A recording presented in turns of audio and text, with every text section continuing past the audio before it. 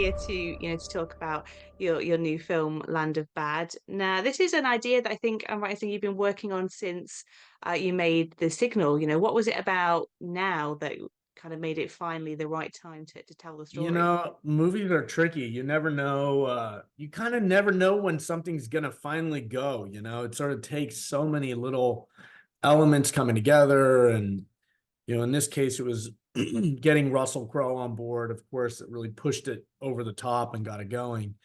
But it's always so tricky. You never know exactly how or when something's gonna go. So you're always constantly like pushing on, all your different projects and yeah, this one just took forever. And sometimes you think, oh, well, I've written this and I guess I'll just shelve it and maybe it will never get made. But then fortunately, yeah,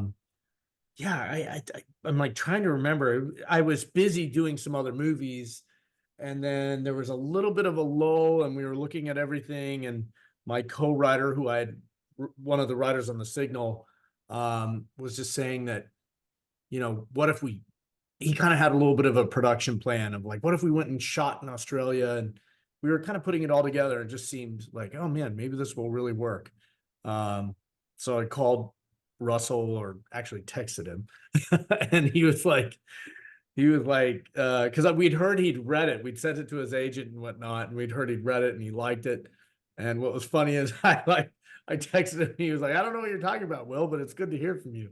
And anyways, I resent him the script, and he told me, he really loved it. And a few days later, and that's history. So And it's a great character for him as well because it allows him to do the dramatic side, but it also, he's allowed to show his funnier side, which I guess is something people. absolutely, I was telling my wife last week. I was like, I'm so happy to have a movie where Russell kind of plays a little bit of a comical side. I love when Russell does that. He's so funny and he's so warm as a human being. Um, I love the movie The Nice Guys.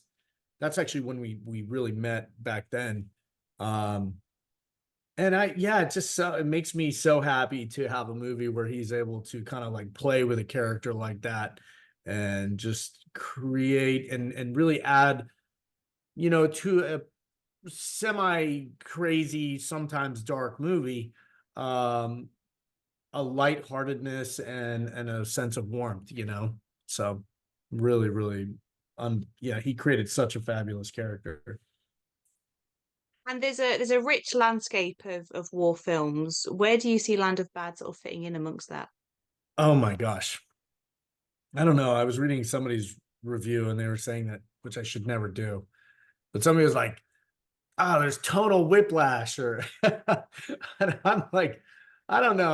I feel like if you feel like you're getting tonal whiplash, then you're really seeing something sort of fresh, because if you are really searching for something specific that like it has to fit in this exact tone, then I don't know. To me, that's kind of boring. So I guess the movie has a little bit of ebb and flow to being a straight actioner versus some characterizations and things like that. But um I don't honestly, I don't totally know where any of my movies ever fit. I just try to make something interesting with some sense of human quality, and hopefully it's entertaining, and you know but I guess you could say there's a little bit of a throwback to like 90s actioners or late 80s actioners, just where when I was kind of growing up I was a big fan of those types of movies that kind of just take you on a ride, and there's characterizations throughout them, but they're not overly complex. They're really just built to entertain. I think a lot of your films before this had probably had a heavier focus on science fiction or horror elements. How was it, getting, to play in the action sandbox this time around? It was really fun, to be quite honest, and I'd love to do another one. I think I started as a cinematographer, so I think my particular skill set lends itself to shooting action. and maybe a little different than just, maybe just shaky camera, because I love to do slow mo. I always have. And so for action, it's really it's a lot of fun choreographing those beats and finding kind of the dance and the tempo of the fight sequences, and the tension building sequences. It's a lot like, music in a way. You're just translating it to visuals, but and to like a tempo, I guess. But um, yeah, I don't know. I really love it. I'd love to do another. We'll see what happens down the way. And this film was, it's filmed in, the forests of Queensland in Australia. What was that experience like? Because I'm not sure you could pay me enough money to get me like in Australia at all. Yeah, it's not so bad. I will say where we were is a really interesting area, because basically as soon as you go north of Brisbane, you're getting into like crocodile territory. Anything south of Brisbane, no crocodiles, but if you're in any sort of canals or anything like that, there's big bull sharks and things like that. So there's a lot of dangerous things around for sure. And then these jungles kind of appear out of nowhere. That's what I found so interesting, because we sort of specifically picked it because the further north you get, it's pure jungle forever. But where we were, it's like pockets of jungle. And so from a shooting perspective, it's great because you can really just go in, do the work, and then get out, for your weekend or for your just getting home. And, there's plenty of normal sort of infrastructure around you. The only problem with that, we were shooting at the exact same time that they were doing King Kong. And then I'm pretty sure there was like a Disney 2000 Leagues Under the Sea thing shooting. I don't know what was shooting, but there was so much stuff shooting that we were all trying to get into the same jungles. And so we would like get into a jungle and there'd be like wires coming down from trees. And we were like, what the heck is going on here? And they're like, oh, they're pre-rigging the internet for King Kong or something. It wasn't even like, it just had to do with their production infrastructure. So it was a little chaotic, but still really nice to be near civilization, but also get into those jungles. And then the only negative thing about the jungles, other than snakes, where they had these land leeches that would hang underneath leaves and just get into your pants. No matter what you did, you could wear a full hazmat suit and these things would get in your socks. It was horrible. But fortunately, very small, so you just pick them off, but pretty gross. Yeah, when I was talking to Ricky, he said that like Milo essentially saved his life because there was like a spider crawling on his back that he Oh my didn't know gosh. about, and That's so funny. Yeah. that's I me done don't with doubt it. Australia. Yeah. I don't doubt it.